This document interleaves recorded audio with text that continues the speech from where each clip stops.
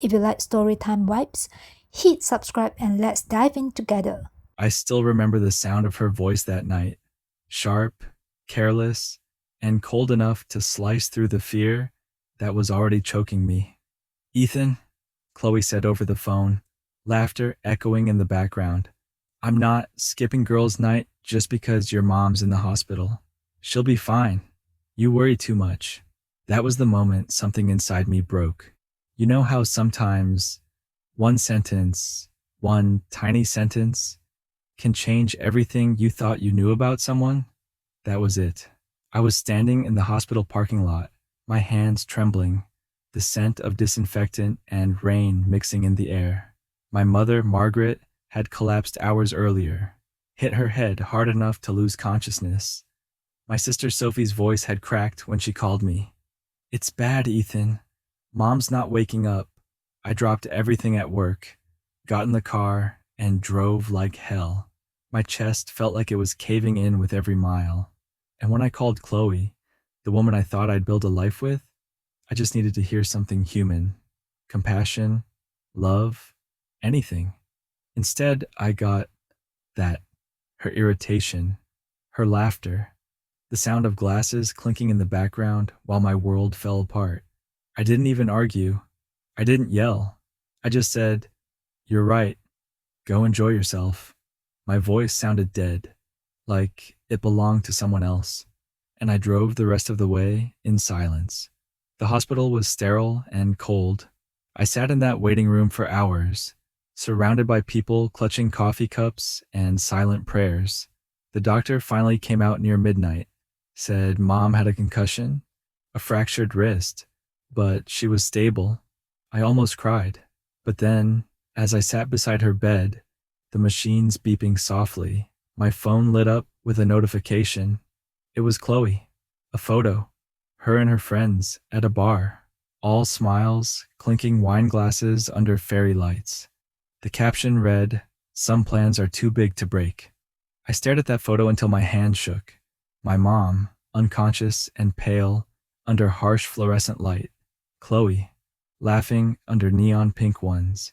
That was the moment the love died. No screaming, no drama, just silence. The kind that fills you when the heart stops caring. And in that silence, a new thought was born. Cold, sharp, steady. If she thought my mother's suffering was an inconvenience, then I was about to show her what real disruption looked like. I didn't sleep that night. The hospital chair was stiff, the air freezing, but I barely noticed. I just sat there, watching my mother's chest rise and fall, listening to the soft rhythm of the heart monitor. Somewhere between exhaustion and rage, I made a quiet decision, one that felt sharper, cleaner than anything I'd ever felt before. This wasn't going to be another argument. It wasn't going to be a breakup filled with tears and second chances. No. Chloe had crossed a line that could never be uncrossed. When morning came, the fear I'd felt the night before had turned into something else. Focus. By dawn, I had a plan. First thing I did was step outside, stretch the stiffness out of my limbs, and make a phone call. Not to Chloe, but to a moving company. Not just any movers either. A high-end firm that specialized in emergency corporate relocations. I told them I needed one person's belongings removed from an apartment, packed neatly and placed in storage, by noon. They quoted me a price that would make most people choke. I offered double if they could arrive in 30 minutes. They said 20. Perfect. While the world was just waking up, I called the building's management. I told them my live-in girlfriend was no longer a resident and needed her access revoked. Since she wasn't on the lease, the process was immediate. Her key fob will be deactivated within the hour, the manager confirmed. Next, the bank. Chloe had a shared credit card with me, technically mine, though she loved to flash it around like it was hers. I reported it lost, canceled, gone. Then I changed every password, email, accounts, everything. By 9 a.m., I wasn't a broken man anymore. I was a strategist, calm, precise, surgical. When I arrived back at the apartment, the movers were already there. Professional, silent, efficient. They didn't ask questions, they just worked. Box after box, Chloe's world disappeared.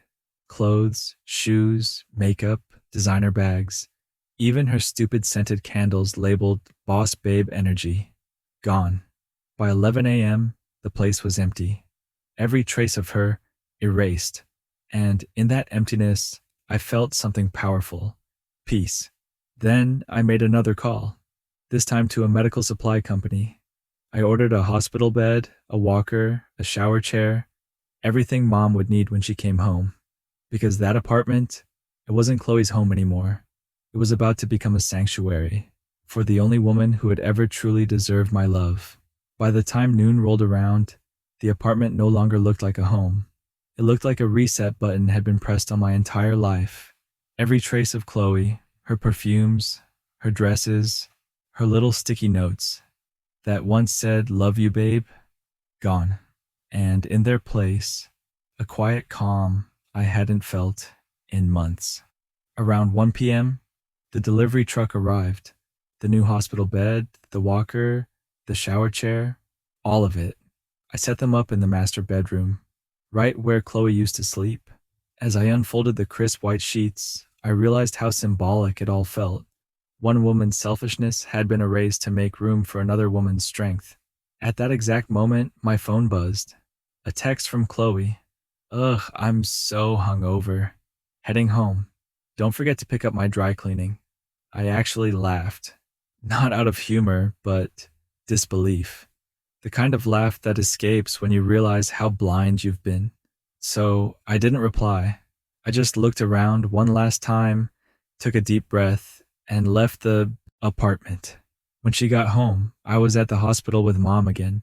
But my video doorbell? It captured everything. The footage starts with her stumbling up to the door, sunglasses on, holding an iced coffee in one hand and her phone in the other.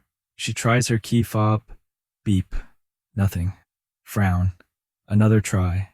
Still nothing. I'd installed a new deadbolt that morning, just in case. She pulls out her manual key, slides it in, twists, stuck. That's when confusion turned to irritation. Then irritation to panic. She starts knocking, then pounding, then screaming.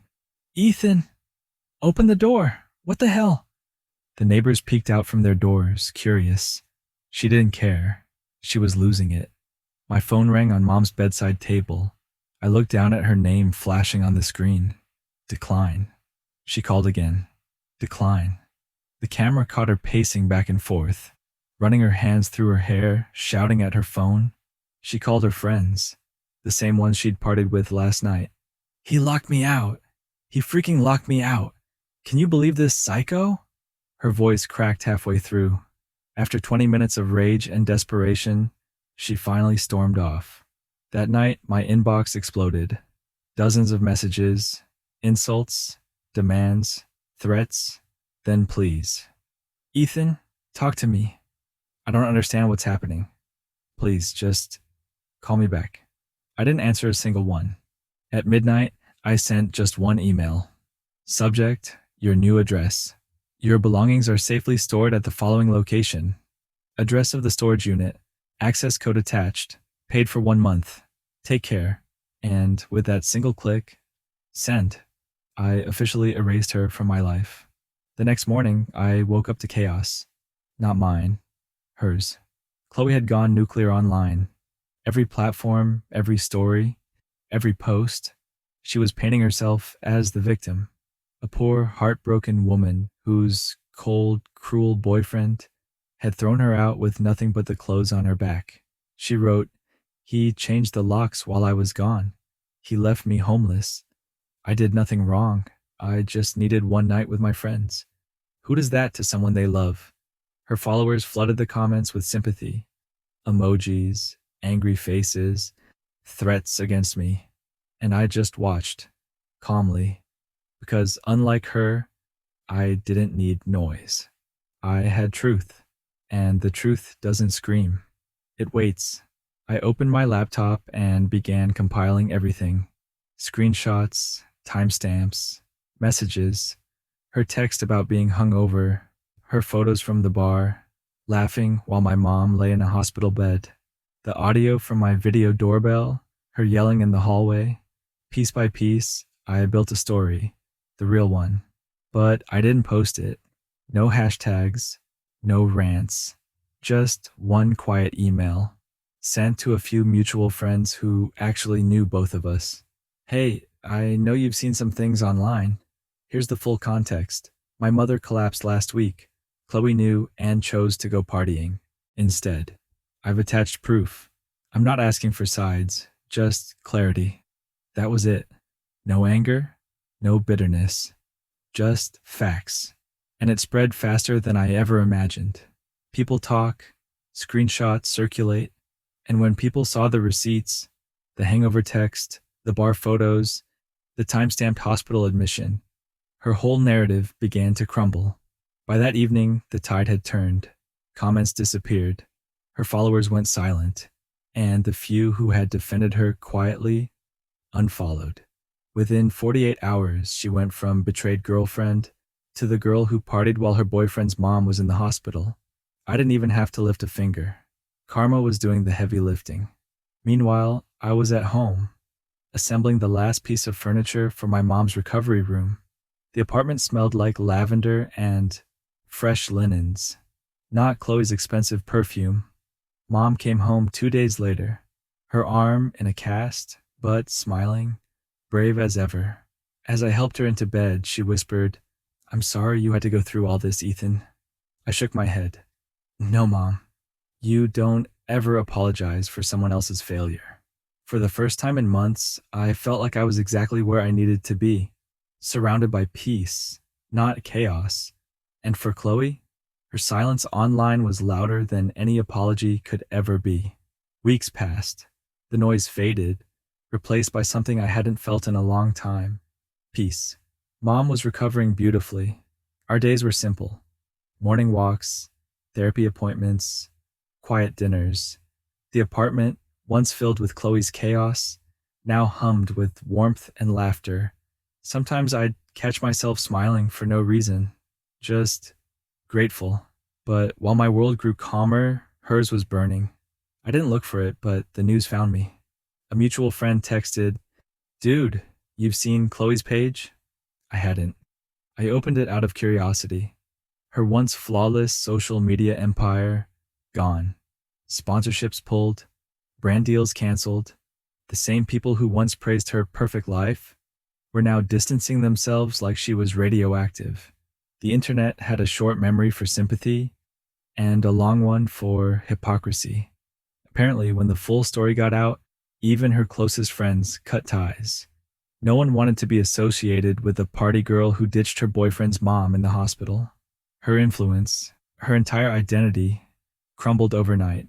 She tried to fight back, of course. She sent me a letter through a lawyer, filled with empty threats, emotional damage, unlawful eviction, reputation harm. My attorney sent back a single page, proof she wasn't on the lease, copies of her charges on my card, and a note reminding her that defamation had consequences. I never heard from her lawyer again. 1 month later, fate decided to test my resolve. Mom and I just finished lunch after her therapy session. As we stepped out of the cafe, I saw her across the street. Chloe. She looked different. The bold, confident woman I once knew was gone. She was thinner, paler, eyes hollow, like someone still living in the ruins of her own choices.